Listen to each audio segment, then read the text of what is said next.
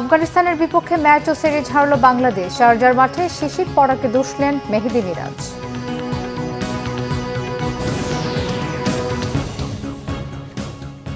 দেখছিলেন ক্রাউন 7 সংবাদ শিরোনাম, এবারে বিস্তারিত। মোংলার দুবলার চরে শুটকি মৌসুমকে ঘিরে গভীর সাগরে মাছ ধরতে যাত্রা শুরু করেছে হাজার হাজার জেলে। 4 নভেম্বর থেকে শুরু হওয়া এই কার্যক্রম চলবে 31 মার্চ পর্যন্ত। সাগর পাড়ে 4টি চরে নির্মাণ করা হচ্ছে অস্থায়ী ঘর, ডিপো ও দোকানপাট। ঝড় জলোচ্ছ্বাসের ঝুঁকি উপেক্ষা করে বিভিন্ন প্রজাতির মাছ আহরণ করবে জেলেরা। এবার এখাত থেকে রাজস্ব আয়ের ব্যাপক সম্ভাবনা দেখছে সংশ্লিষ্ট কর্তৃপক্ষ।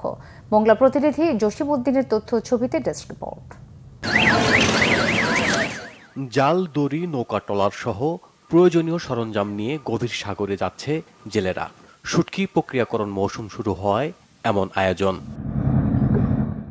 দুবলার আলোরকোল, মাছের চর, শ্যালার চর ও নারেকেল বাড়ি চরে অবস্থান নেয়ার পর মাছ ধরবে প্রায় 2000 জেলে।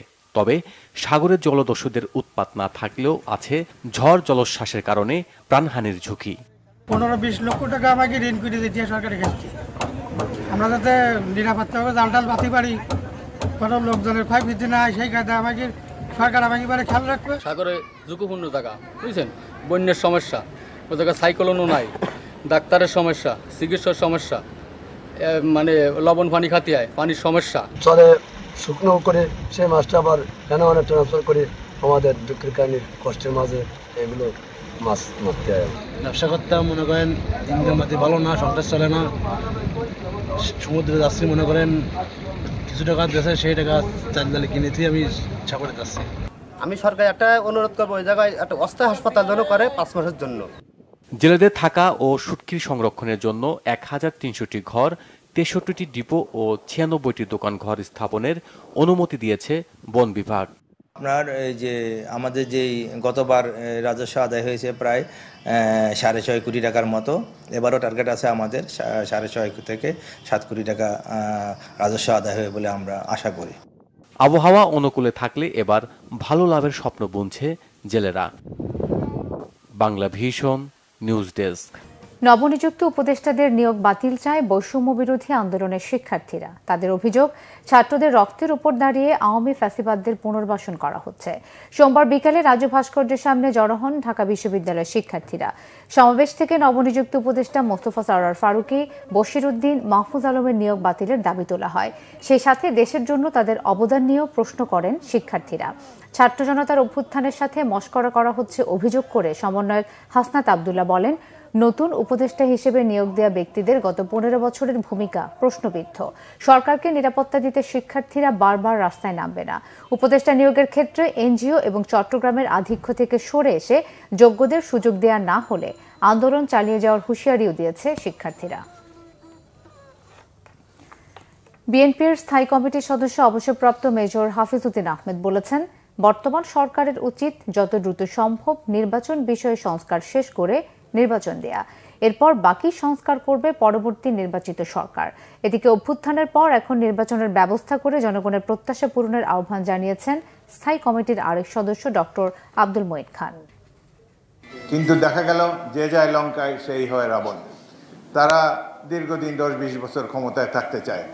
ইতিমধ্যেই দেখা গেছে যে আওয়ামী ঘরানার বহু লোক উপদেষ্টা পরিষদের মধ্যে ঢুকে গিয়েছেন।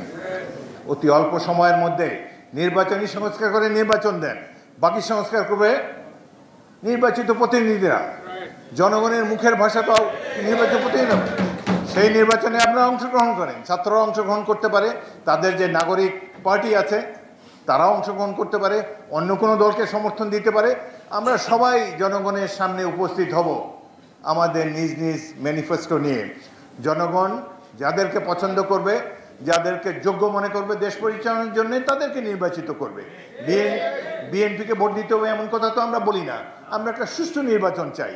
বাংলাদেশের মানুষের কথা বলার যে অধিকারের আন্দোলন, সেই আন্দোলনের সর্বশেষ ধাপটি হবে যে নির্বাচনের পরে সত্যিকার নির্বাচিত জনপ্রতিনিধিদের হাতে এদেশের পরিচালনার দায়িত্ব ভার তুলে দিতে হবে। ক্রিকেট। আফগানিস্তানের কাছে 5 উইকেটের তৃতীয় ওয়ানডেতে হেরেছে বাংলাদেশ, সঙ্গে সিরিজও। ভারপ্রাপ্ত অধিনায়ক মেহেদী মিরাজ হারের জন্য মাঠে শিশির পড়াকে কারণ হিসেবে দেখিয়েছেন। ওয়েস্ট ইন্ডিজে 2টি টেস্ট এবং 3টি করে ওয়ানডে ও টি-20 খেলতে সোমবার রাতে শারজা ছেড়েছে বাংলাদেশ দল। গত 2 ম্যাচে আমরা দেখেছি উইকেটে পরে স্পিন ধরছিল, এজন্য টস জিতে আমরা ব্যাটিং নিয়েছিলাম। ছেলেরা সত্যিই ভালো খেলছিল, রিয়াদ ভাই ও আমার জুটিতে রানও আসছিল, কিন্তু আজ রাতে শিশির পড়ল।